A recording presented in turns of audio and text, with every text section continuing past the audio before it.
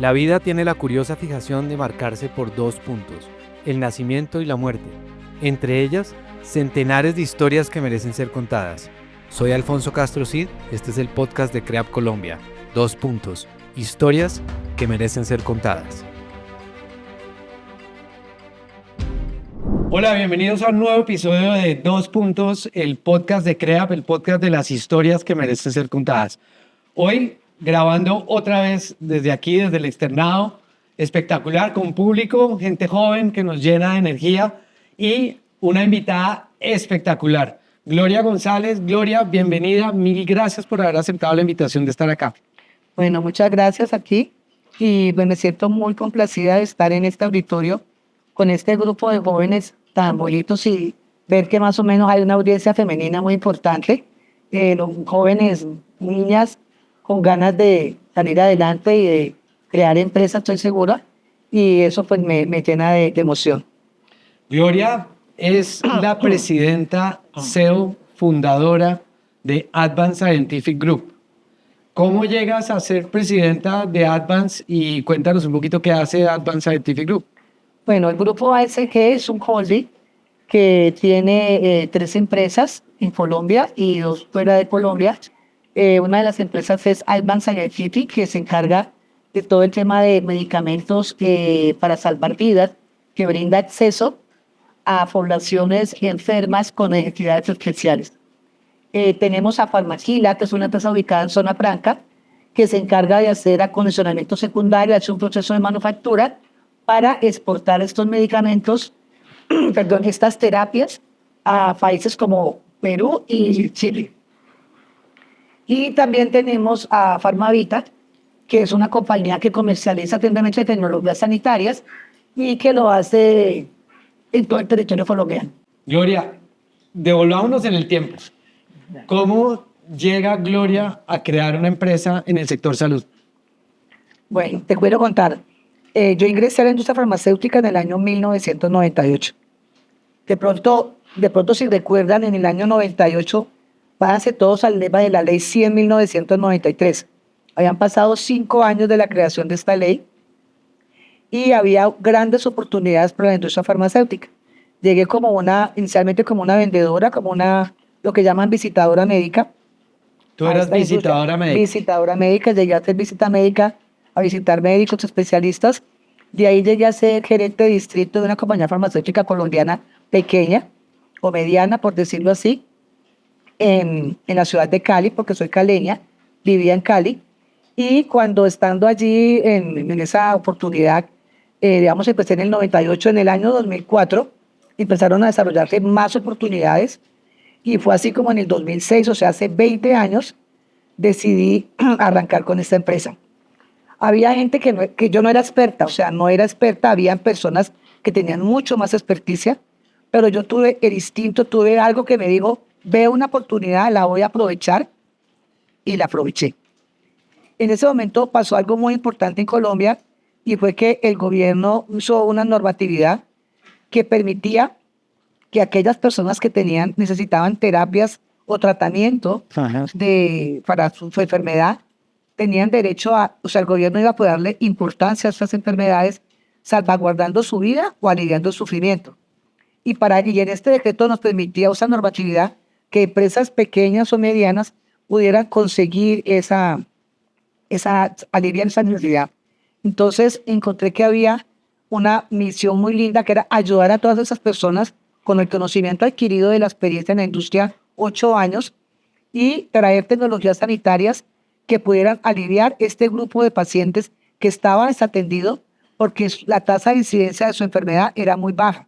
Entonces, para las Big Pharma no era un mercado atractivo, pero para una pequeña empresa podría ser atractivo. Okay. Y ahí fue donde aproveché la oportunidad y me lancé. Gloria, pero ¿cómo uno se mete? ¿Qué te lleva a tomar ese impulso de hacer empresa? Porque seguramente estabas estable, tenías trabajo, habías hecho seguramente un camino para llegar a ese puesto y estabas estable. ¿Qué te lleva a dar el salto? Bueno, yo quería retomar que yo soy administradora de empresas. Muchos de ustedes pues van a ser mis colegas. Y para mí, desde que empecé administración, siempre tuve la semilla del emprendimiento. Siempre quise emprender. Por eso mi enfoque siempre fue muy comercial. Hice una especialización en mercadeo en la Universidad del Valle.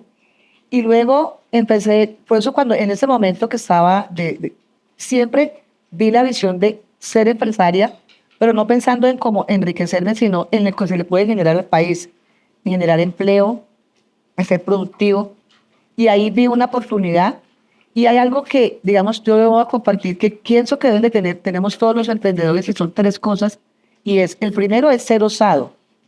Y ser osado es atreverse a hacer cosas que los demás no hacen. El segundo punto es tener espíritu de sacrificio. Porque en ese momento, digamos, hace 20 años yo me ganaba donde trabajaba, no sé, 7 millones de pesos. Y luego me tenía que ir a ser emprendedora donde me iba a sacar 1 millón de pesos. Y tenía 2 hijos que mantener. Estaba joven, pero tenía 2 hijos. Y yo decía, ¿cómo voy a hacerlo?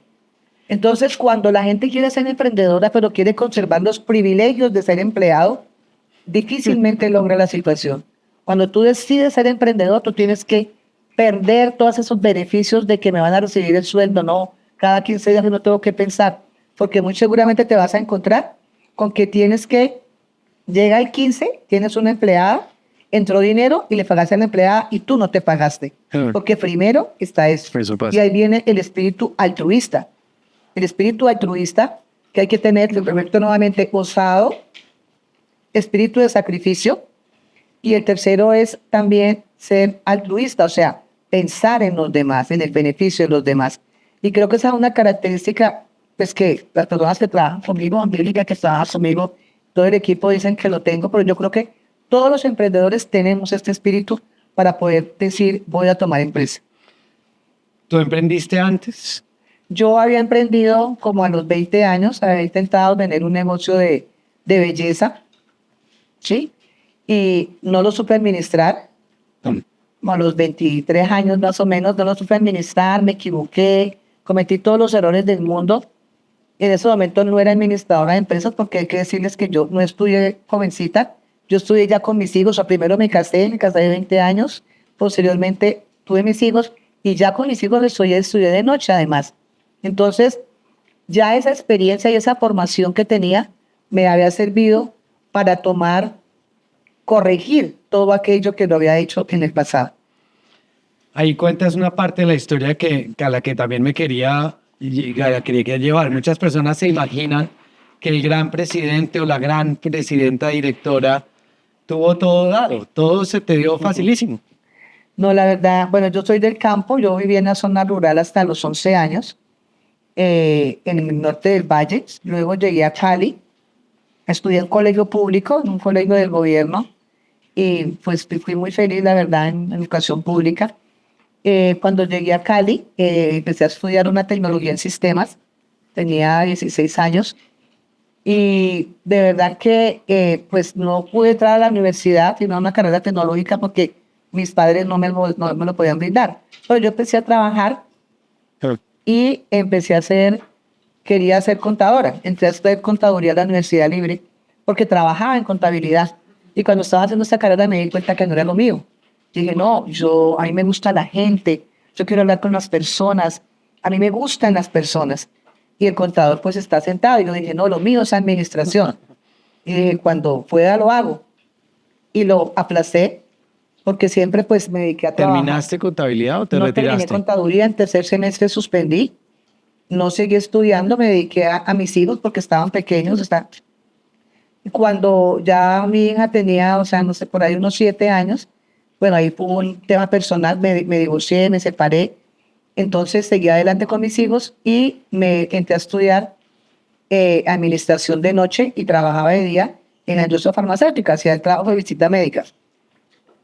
Y ahí eso me sirvió para visionarme gerencialmente y creo que eso me ayudó a crecer dentro de la vida laboral. O sea, la vida laboral para mí fue buena porque yo nunca actuaba como un empleado, yo actuaba como si yo fuera la dueña del negocio, siempre lo pensaba así y creo que crecí de esa manera. Pero la verdad es que en Cali desarrollé esa oportunidad y el mundo empresarial me abrió las puertas. En la Cámara de Comercio de Cali fue de verdad un elemento de ayuda para crear la empresa, pero pienso que siempre la formación académica es muy importante. Y el instinto es bueno, pero el instinto debe estar acompañado de la formación académica. Ajá. Y a pesar de que tenía instinto, me preocupé, toda la vida me preocupaba por formarme académicamente, Por estudiar. por estar actualizado. O sea, amo la vida académica, me encanta estudiar. También me dicen que lo que más les gusta, le digo, aprender. Y creo que eso ayuda muchísimo. Gloria y yo nos conocimos hace un par de años. No conocías mucho de lo que nosotros hacíamos en la compañía en el área de asesoría en temas de asuntos públicos y se veía esa vena de aprendizaje. Me acuerdo mucho que nos sentábamos en tu oficina y tú me decías, yo quiero aprender de lo que usted hace.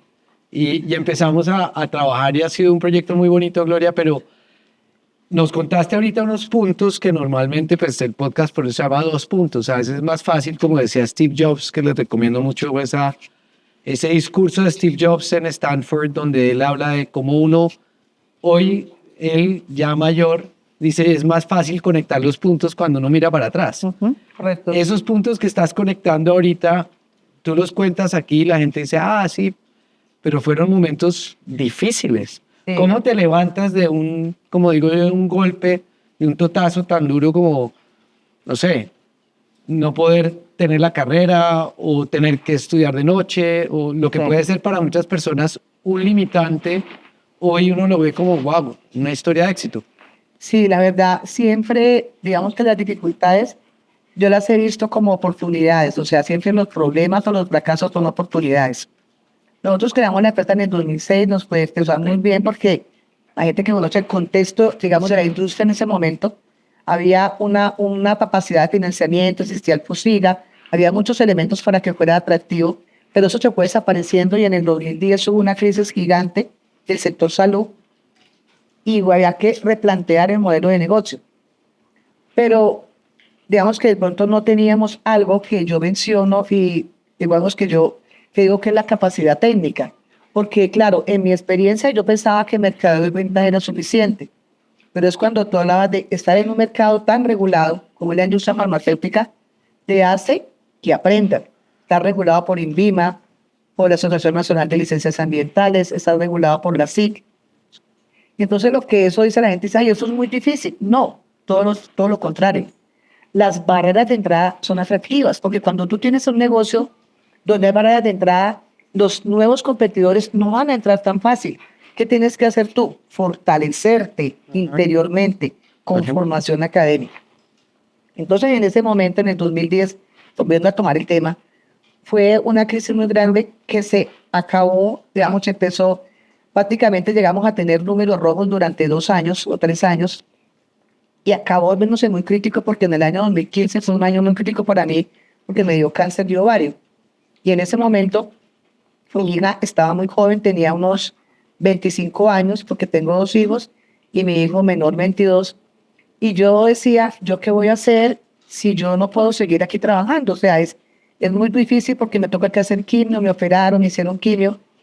Entonces yo decía, tengo deudas, le debo al banco, y me pasó algo muy duro. Tuve que vender mi casa y vender el carro. O sea, yo vendí todas mis propiedades porque yo creía en el proyecto. Yo lo creía. Me quedé sin casa y sin carro, pero dije, no puedo quedarme sin empresa. Redujimos la empresa a la mínima presión, el menor número de empleados. Y llegó mi hija, una niña que se acababa de graduar de administración, como yo, porque digamos que ama en la administración, porque digamos yo le he mostrado el amor por la carrera. Y dijo, yo voy a manejar las finanzas, y ella es especialista en finanzas. Y empezó a hacer una serie de cambios, porque resulta que yo era muy buena emprendedora, pero mala administradora de finanzas. Y empezó a hacer una serie de cambios, a pasar a estructurar, y la empresa logró sobrellevarse. Yo me recuperé, gracias a Dios, pude levantarme nuevamente. Y en el 2017 empezamos a mejorar toda la estructura de costos de la empresa y empezamos a invertir en talento humano con habilidades técnicas que no lo teníamos anteriormente. O sea, porque la parte técnica en este negocio es importante. Entonces me levanté, o sea, otra persona hubiera dicho, no, cerremos eso, vendamos eso y ya, yo... Pero no lo pensaste en algún No lo momento, no pensé. dijiste cierro y... No, yo no lo pensé, yo le decía, yo quiero que ustedes sigan con este legado. Eran muy jóvenes, pues por lo menos mi hijo no lo entendía, pero yo sí pensaba, y hoy le doy gracias a Dios que a los 20 años mis hijos trabajan dentro de la organización, aman, son apasionados de este negocio. Me consta. Pero es porque y no lo decidí no dejarlo y siempre pensé algo más, que estábamos haciendo un bien a la comunidad. Yo creo que cuando uno tiene una inspiración de que lo que está haciendo es bueno, cuando uno ve pacientes que le dicen gracias, mire, yo tengo mi papá tiene esta enfermedad de displegia, o sea, que tienen paraplegia, hemiplegia, no lo puedo asear, no puede caminar, y gracias a este medicamento mi papá mejoró la calidad de vida. O sea, esas cosas, o cuando los pacientes se salvan con una leucemia bronquiolítica aguda, y uno sabe que es porque uno logró traer esa tecnología y la logró poder brindar acceso, eso es algo tan gratificante que eso compensa cualquier situación financiera y de crisis. Entonces, yo pienso que cuando uno hace algo con pasión, uno lo saca adelante y esa fe, no sé si pasa como la gente que tiene una creencia religiosa, hablemos de los islamistas, o sea, es tanta su creencia religiosa que así todo se presenta difícil, ellos continúan con su creencia, o sea, si la creencia que tú tienes es alta sobre eso que estás haciendo, eso te apertura a pesar de las dificultades. ¿Qué te marcó a ti? ¿Qué jefes tuviste o qué momentos te dijeron? De pronto fueron tus papás, tu mamá, el tener hijos. ¿Cuál ha sido como ese detonante que tú digas, esto es lo que a mí me mantiene constantemente dándole y trabajando por esa extramilla todos los días? Bueno, yo cuando me divorcié era muy joven, tenía 27 años, y decía, yo tengo que sacar adelante a estos hijos. Entonces, era una situación económica difícil en ese momento, y yo decía, la gente decía, ay, usted tiene un problema. Y sus hijos, y yo, no son un problema, son un motor. O sea, mis hijos fueron un motor, porque cada vez que yo hacía algo, yo sabía que iba a mejorar la calidad de vida de ellos, que lo hacía por ellos, y creo que ellos fueron un motor muy grande, pero también una mujer muy importante en mi vida, que fue mi madre. Mi madre es una mujer muy inteligente, tiene 81 años, y es una mujer que se ve todos los días en el canal del Congreso, que sabe las leyes que están proponiendo en el Congreso, que se lee la revista Semana de FEAPA, semana a semana que me llega. Es una mujer que analiza la vida política del país y es una señora que estudió, no sé, segundo bachillerato, pero siempre me decía, desde que yo era niña me decía, cuando yo llegaba asustada al colegio porque siempre me gustaba hablar mucho y me hacían bullying en la escuela pública o en el colegio, me decía, eso es que le tienen envidia porque usted es muy inteligente. O sea, siempre me decía así y seguramente eran mentiras, pero ella me daba como esa certeza y siempre me decía a usted, no, ay, es que se burlaron de mí porque yo hablo rápido. Es que eso me tiene. Entonces, yo pienso que mi mamá, que hoy en día todavía vive conmigo, gracias a Dios, fue una mujer para su generación, una mujer que siempre pensó que sus hijas hicieran lo que ella no quería. Ella fue una ama de casa sumisa que siempre dependió de mi papá y de pronto decía, yo quiero verme realizada en mis hijas, que ellas sean independientes y logren hacer esas cosas. Entonces me dio mucha seguridad contar con mi madre en todas las dificultades que he tenido. Y eso lo tocas, y antes de empezar, que está el auditorio lleno, uno de los primeros comentarios que me hizo Gloria al empezar es, hay muchas mujeres, muchas jovencitas sentadas aquí, seguramente llenas de ilusión. ¿Qué mensaje le tienes a estas mujeres, sin excluir a los hombres que también Claro, están sí, llenos de claro. ilusión, pero teniendo todo este desafío que siempre hemos tenido, la carga, lo que tú lo mencionabas ahorita, histórica, que ya cada vez es menos, pero todavía en ciertos sectores se vive y se vive fuertemente?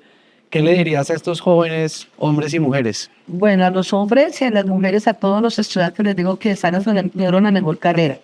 La administración es una carrera totalmente holística e integral, que yo recuerdo cuando yo hice mi maestría que me decían, lo hablaba con Daniel, le decían, es que usted estudia administración porque era mala para matemática, y eso es lo que hacen los administradores, por eso no estudio ingeniería. No, la verdad es que la administración es una carrera tan hermosa que te permite saber de mercadeo, te permite tener bases de recursos humanos, de talento humano, cómo dirigir personas, pero también tú sabes de la parte logística, pero también tú sabes de planificación, pero también tú sabes algo de finanzas.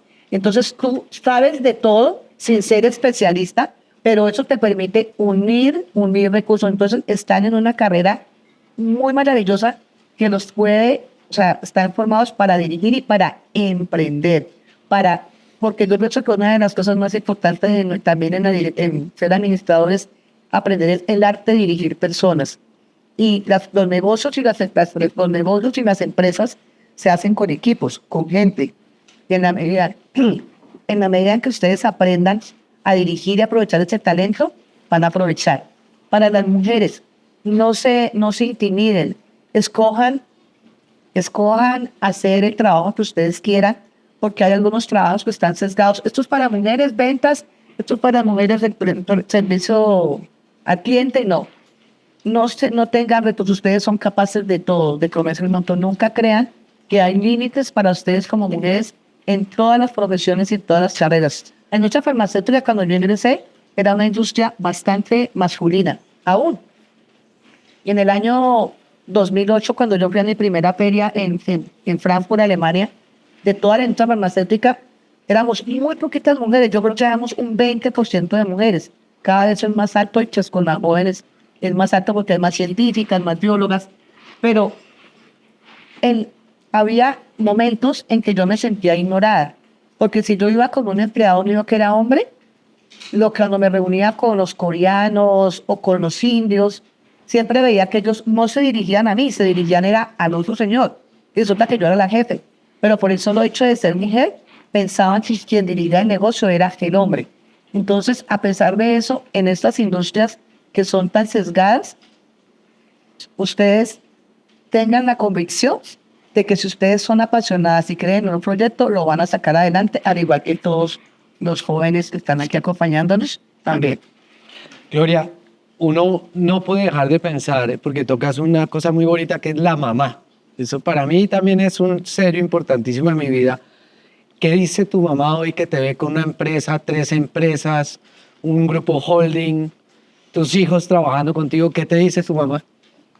Sí, ella me dice que ella recuerda cuando yo era niña, que siempre en mis juegos yo me soñaba mandando. O sea, yo era, por decir algo, yo era la niña que uno juega a la niña, yo le decía a mi hermana, ven, tráeme el café. O sea, me ponía a mi hermana de empleada. Y entonces ella, si mi hermana todavía se acuerda, se acuerda de que yo le decía, o sea, siempre yo tenía una cosa como una campanita por ahí. O sea, siempre era como si les... Entonces, cuando yo a veces le digo, no sé, a alguien de la por favor, me hace esto, me dice, ay, por fin se le cumplió el sueño. Ella se burla, ¿no? Mi mamá se burla mucho de mí. Entonces, ella dice, todos los sueños de niña, o sea, gran parte se cumplieron. Entonces, pues le da risa y dice que parece mentira, pues que una niña por allá de una zona rural del Valle en un corregimiento que soñaba con ser jefe y mandar, y yo decía, pásame las llaves del carro, y pues, ni siquiera sabía, pues no sabía manejar, o sea, era una niña, en mi casa no teníamos carro, más o menos, pero yo decía, pásame, porque yo veía en las novelas, ¿no? Que la gente tenía carro, y yo decía, entonces ella se ríe de eso, o sea, se ríe de que esos sueños fueron cumplidos. En septiembre del año pasado estuvimos en la reunión de socios de la compañía mía. Fuimos 25 países a Madrid, España, y nos hicieron una cena espectacular en el Museo del Prado. Estaba cerrado para nosotros. Y la socia de Brasil se volteó y me dijo, oye, Alfonso, ¿a ti no te parece que nosotros a veces vivimos como en un sueño? Yo le decía, sí, yo creo que esto es como un sueño, ¿no? Tener el Museo del Prado cerrado para nosotros. Y comimos espectacular.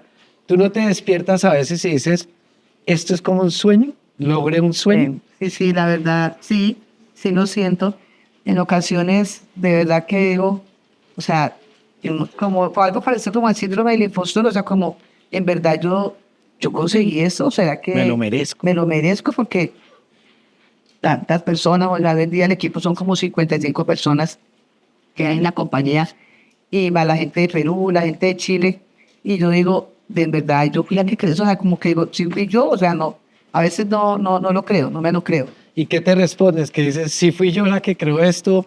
Bueno, luego al final pienso, bueno, eso, pues primero pienso pues en Dios, porque soy muy creyente, digo, no, pues Dios lo ayudó, porque pues gente más inteligente que yo siempre hay. Yo siempre pienso que hay mucha gente más inteligente que uno, más hábil que uno, pero pues, y quiero mencionar a Dios, porque soy creyente, que Dios en su infinita sabiduría me apoyó en mí, porque siempre va a haber gente más inteligente que uno, con más conocimientos, pero pues gracias a él lo logré. ¿Y qué le dirías? Ahorita estábamos grabando otro episodio y hacía la misma pregunta. Hace muy poco, porque cuando uno va pasando por los años, a uno se le hace que ayer estuvo ahí sentado. No, uno dice en nada, tiene unos 50, 60, sigue la vida. ¿Qué le dirías a estos jóvenes para que persigan ese sueño? Bueno, lo que yo pienso primero es la resiliencia, que es la capacidad de levantarse cuando caemos, muy importante. Hay personas, o sea, caerse es duro, pero lograr levantarse es más importante. Y eso es lo que los invito a la resiliencia. Lo segundo es la disciplina.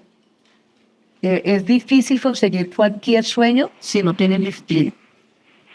Y creo que lo decía Javier el de Hernández, o el presidente de Hernández decía que él hablaba de la motivación y de la automotivación. Entonces yo pensaba, la autodisciplina y la automotivación y la autoestima son los tres autos que les quiero regalar para salir adelante. Esos tres ayudan muchísimo, acompañados, porque ahí en eso están. La resiliencia tiene que ver, es un poquito parecido, pero es diferente a la persistencia y la disciplina. Los tres son muy parecidos, pero son diferentes en el sentido de que en cada momento los manejo. La resiliencia es levantarme, la persistencia es siempre insistir sin desfallecer, y la disciplina es tener un hábito. Entonces los invito a cultivar buenos hábitos.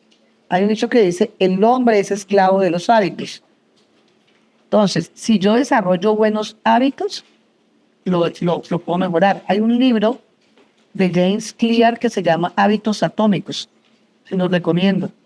En ese libro habla de la importancia de los hábitos. Y los hábitos vienen siempre de abajo. Él habla que como una cebolla, ¿no? Entonces, las creencias, luego los procesos y por último, los resultados. Cuando yo trabajo solo en los resultados y no me voy a las creencias, no lo voy a conseguir. Sean esclavos de los buenos hábitos. Desarrollen buenos hábitos y muy seguramente van a conseguir sus metas. Gloria, una pregunta que hago mucho en este podcast es, tú ya conseguiste ser la presidenta, ya lograste el sueño de tocar la campanita de que la gente se mueva. ¿Sigues trabajando intensamente? Sí, la verdad sí. Al igual que Javier, yo recién me pensioné, pero sigo trabajando porque me gusta lo que hago, estoy apasionada. También los pachoristas me dicen, no se vaya, creemos en usted y me gusta lo que hago, me gusta, tengo muchos sueños y también tengo sueños un poquito correlacionados con Colombia de ver que haya más educación. Cuando tú hablabas de liderazgo, que me comentaste algo de eso, decía de liderazgo en el tema de que me parece importante como líder del gremio ayudar y colaborar, que pienso que una de las cosas que nos hace falta a nosotros como empresarios es pensar en la economía cooperativa y colaborativa. Cuando yo soy una de las que siempre estoy en los gremios, o sea, yo voy a la ANDI, estoy en la Cámara Colombo-India, o sea, siempre pienso que los resultados se logran trabajando en grupo y me gustaría ayudar a que hubiera, sí pienso que a los empresarios nos hace falta, cuando tú decías, con Javier le preguntabas, hablar, sí pienso que nos falta más agruparnos y expresarnos y defender los intereses, pero también trabajar el bien de la comunidad. Y cuando se trabaja de manera en los gremios y se trabaja con un liderazgo pensando en las otras empresas, no en el egoísmo del conocimiento, sino en compartir, se puede lograr. Tenemos grandes ejemplos de economías cooperativas como, por ejemplo, Colanta, que es una cooperativa, y en otros países como en España, que se trabaja mucho, pero también en la colaborativa de la sinergia, desde que hay alguien que sabe hacer muy bueno una cosa y que otro lo sabe hacer muy bien, pero solo no puede conseguirlo, pero si se junta con esa sinergia, puede exportar bienes y servicios hacia el mundo. Entonces yo sí, todos los días me levanto pensando, qué bueno que lo que yo haga como líder de MIAL dentro de la Cámara, que estoy en la Cámara Colombo-India, que soy parte de la directiva, apoyando empresarios que trabajen con India, pueda hacer para que la Colombia siga adelante y los empresarios tomen más vocería frente a toda la comunidad. Si pudieras corregir algo en lo laboral, en lo personal, tú nos dirás, Desde la parte personal. qué hubieras corregido? ¿Qué corregirías hoy? ¿Qué dirías, oiga, yo hubiera hecho esto distinto y hubiera sido un atajo que hubiera tenido? Sí, yo pienso que en los primeros años del negocio pensé que tener habilidades en ventas, en mercadeo y en estrategia era suficiente y no contraté personas técnicas. Y creo que es importante rodearme de personas técnicas, contratar, invertir en personal que tenga habilidades técnicas de la industria en la que esté, sea salud, sea farmacéutica, hay que invertir. Entonces creo que si yo me miro hace 20 años, esos 10 primeros años hubieran podido ser de mayor crecimiento si hubiera tomado esa decisión de invertir en talento humano con habilidades técnicas de esta industria. ¿Qué le dirías a los jóvenes de hoy que reciben un país donde, bueno, estamos en medio de un proceso electoral, hay una polarización cruda y mucha de la conversación pasa por de, uy, este es el peor momento de Colombia, este es el momento más difícil del país? ¿Tú qué les dirías a esos jóvenes? Que no piensen, o sea, que no se dejen llenar, o sea, invadir la cabeza de todas esas malas noticias, de todas esas expectativas negativas. Ustedes tienen que tener expectativas positivas, mirar hacia un futuro mejor. O sea, no se dejen invadir porque esto está malo, no. En todo momento hay oportunidades. En todo momento. Se ha comprobado que en la Segunda Guerra Mundial y en la Primera Guerra Mundial fue donde más se desarrolló la industria cosmética, los labiales, el maquillaje. O sea, en todos los momentos, esta son un momento donde hay oportunidades. Entonces, no dejarse llevar por las malas noticias, no dejarse impactar por el pesimismo. No, hay que mirar siempre con optimismo el futuro de ustedes y de los que vienen detrás de ustedes. ¿Tú crees que los jóvenes de hoy son más perezosos que los jóvenes de antes? No, yo pienso que no son más perezosos, pero a veces sí tienden a desistir más fácil. Entonces mi invitación es a que, o sea, que se motiven, pero sí siento que, digamos, anteriormente uno decía, es que los jóvenes de ahora son perezosos. De pronto trabajan diferente. O sea, a veces veo que nosotros nos demoramos un rato y se levanta un joven y en media hora hace lo que nosotros hicimos en 2 horas. Entonces, pienso que son digamos, más prácticos, son más prácticos que nosotros, los de mi generación y las otras generaciones, pero sí les falta más resiliencia, ¿sí? Más no que sean perezosos, y pienso que tienen muchas herramientas para tener capacidad de análisis, sino que a veces se dejan robar el tiempo de información que ya sabemos que son las redes sociales, que les quitan y les roban toda esa capacidad creativa que tienen. Sí, yo pregunto esa pregunta la llevo haciendo, si llevamos 22 episodios, la llevo haciendo casi 22 episodios porque yo era de los que tenía la teoría de que los jóvenes eran más perezosos hoy que antes, y con este podcast he desestimado esa teoría. He llegado a la conclusión de que no es de los jóvenes, ha sido siempre. Siempre hemos creído que la generación anterior era más perezosa y era mejor, ¿no? Mi papá era, no sé cómo, mi mamá era súper poderosa. Y desconocemos un poquito lo que tenemos hoy. Con todo lo que hay hoy, Gloria, ¿tú qué esperarías que le pase a Colombia en los próximos 10, 20 años? Yo tengo un espíritu positivo. Yo estoy seguro que estas generaciones van a trabajar más en la parte humana, se van a preocupar más por sus comunidades, por sus semejantes, van a ser menos egoístas, van a trabajar más en equipo. Estoy convencida de eso. Creo en esta generación y creo que tienen un espíritu altruista. Yo veo los jóvenes muy preocupados por las otras personas y menos individualistas que en el pasado. Yo sé que a Colombia le esperan cosas muy buenas, especialmente en la educación, en la forma de educación, y creo que las brechas de aprendizaje que hay en este momento van a ser superadas en el futuro. Tú nos has hablado mucho de la educación. Ha sido como una línea recurrente tuya. ¿Sigues estudiando? Sí, estoy estudiando en este momento inteligencia artificial orientada a los negocios Todo el tiempo estoy actualizándome. Todos los años hago gobernanza, liderazgo. Siempre estoy estudiando algo, actualizándome en los temas empresariales. Sí lo hago. Y muy preocupada por la educación de Colombia. Pienso que el hecho de haber entrado a la OCDE y hacer las pruebas PISA es una oportunidad para medirnos con los otros países con respecto a la educación.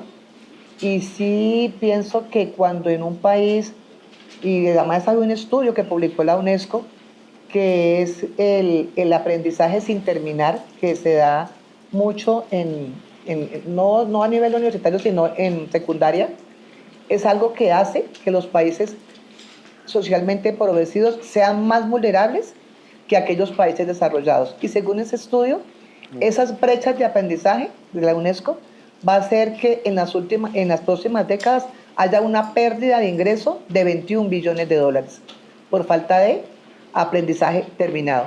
Entonces pienso que en lo que más deben trabajar los líderes es en la educación. Allí está la raíz de nuestros problemas. Claro, y que los jóvenes constantemente, hacer la carrera no es solo hacer la carrera, sino hay que armarse alrededor de la carrera cosas, ¿no?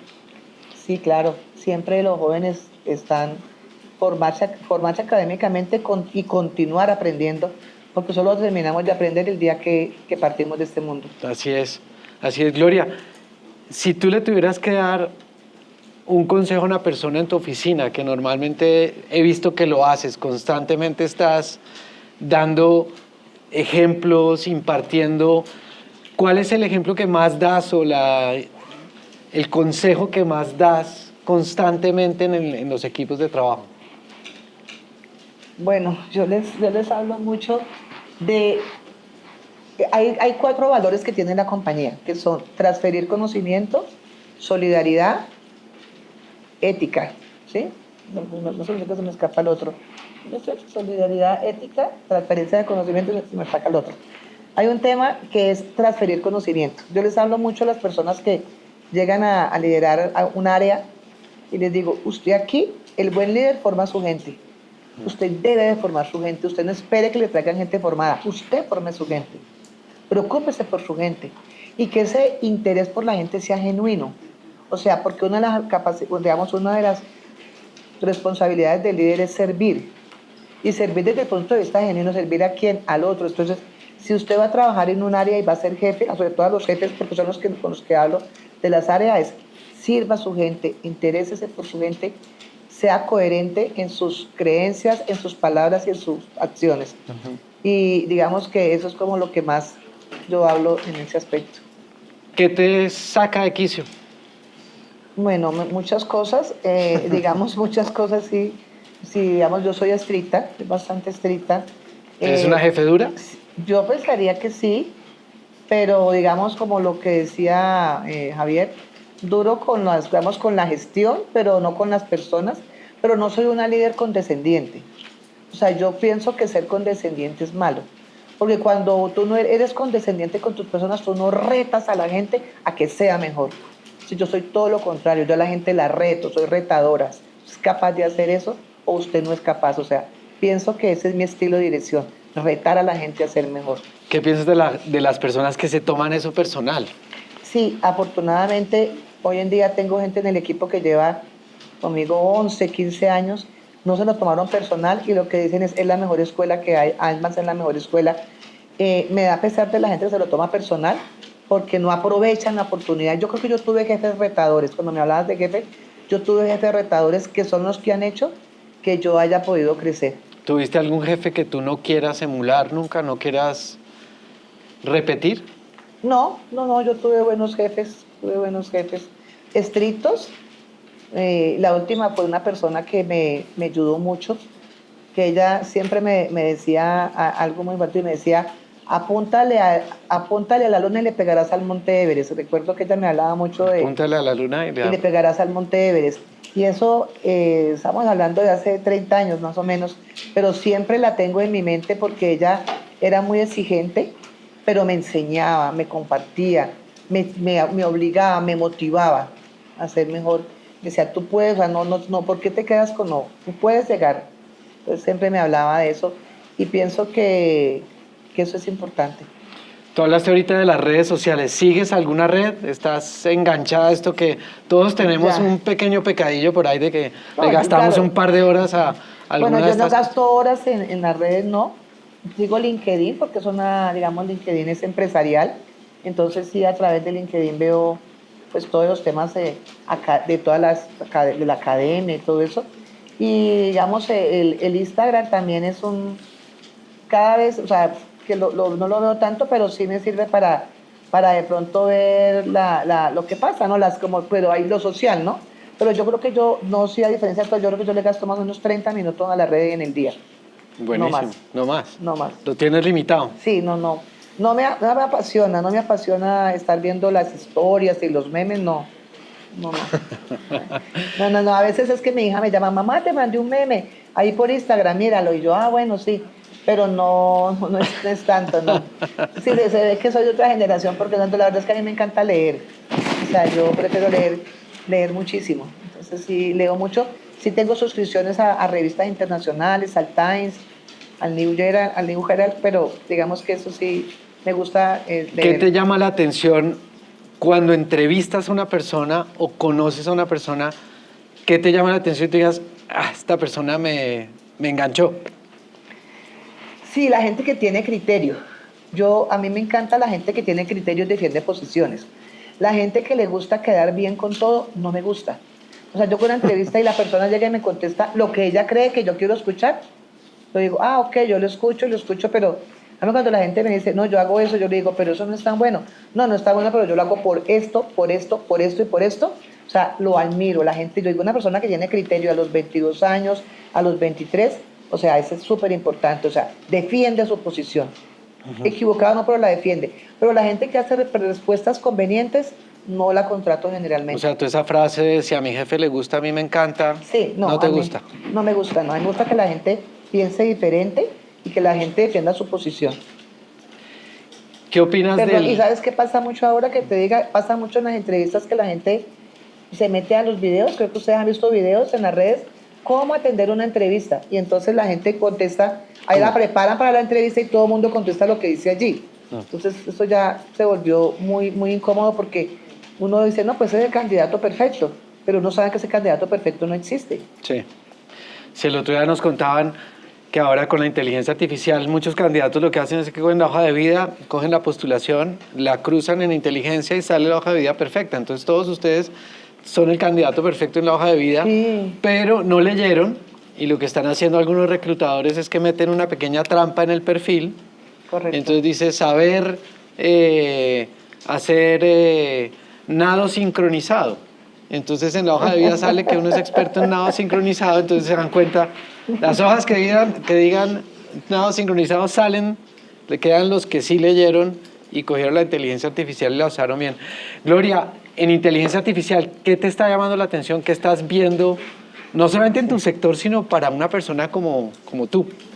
No, la inteligencia artificial yo lo veo como una herramienta. Para mí, lo más importante de la inteligencia artificial para los empresarios es ver en qué momento se usa y cómo se usa.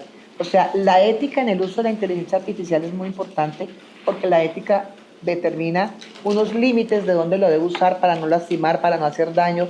De hecho, creo que cuando OpenAI salió al mercado, salió pensando en eso, en no hacerle daño a la gente y tener ética, y hoy en día se maneja. Lo segundo es que la gente se preocupa mucho por aprender la herramienta. Entonces yo manejo Copilot, entonces yo manejo Philanthropy, creo que llama al otro, o el otro se llama, no sé, el ChatGPT.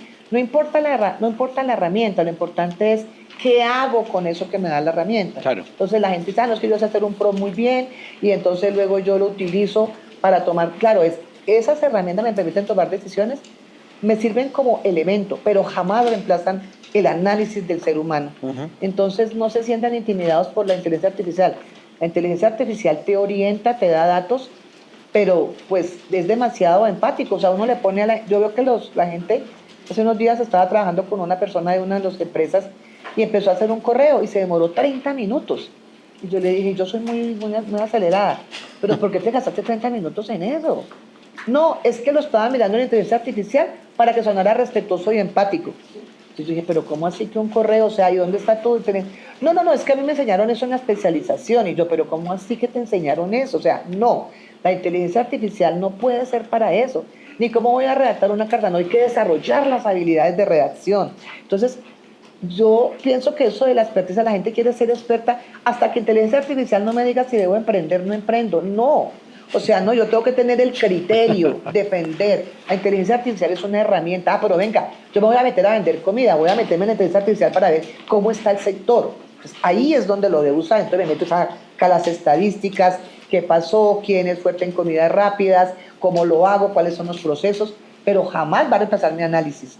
Entonces, es como, eso es muy importante saber cuándo utilizar la inteligencia artificial y claro, para proyectar los negocios y en la industria en que yo estoy es muy importante porque te permite desarrollar nuevas tecnologías, atender enfermedades que no habían atendido, determinar, digamos, síntomas, prescripciones. O sea, es muy buena para todo eso porque tú le metes la información de los pacientes y todo, pero lo que no te va a ayudar es a tomar una decisión. La decisión la tienes que tomar tú, jamás la va a tomar la inteligencia artificial. Así es. Gloria, se nos está acabando el tiempo. De verdad, agradecerte mucho que hayas aceptado la invitación. Ustedes no lo van a creer, pero a Gloria llevo invitándola al podcast prácticamente desde el primer día que tuvimos la idea de hacer un podcast. Y hoy, la verdad que es un honor que hayas venido a la universidad, al externado, donde estamos grabando estos capítulos. Y pues agradecerte mucho. Y la última pregunta, que ya la escuchaste, es pregunta obligatoria de este podcast, tal vez la más importante, y es ¿el helado de vainilla o de chocolate? Vainilla. Vainilla, no, el helado es de chocolate. Gloria, mil gracias, de verdad, y a ustedes invitarlos a que nos sigan en un próximo capítulo, un episodio de 2 Puntos, el podcast de las historias que merecen ser contadas. Mil gracias. Con mucho gusto. Muchas gracias.